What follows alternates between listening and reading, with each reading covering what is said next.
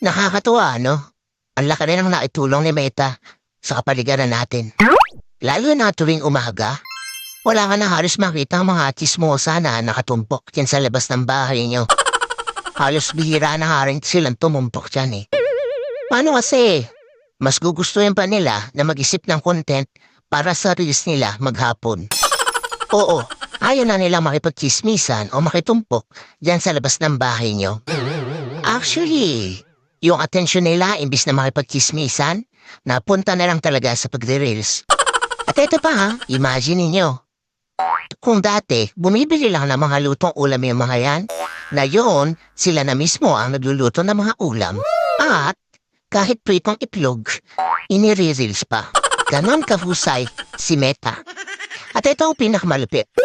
Kung yung dati yung asawa mo tinatalahan ka sa tuwing uuwi ka, ngayon, hindi mo na makausap. Kasi busy na sa pagla-live o hindi kaya busy sa panonood ng live. At ang mas matindi, hanggang madaling araw, nakikipag-engage na lang siya dahil wala na siyang pakialam sa'yo. Ang husay ni Meta, no?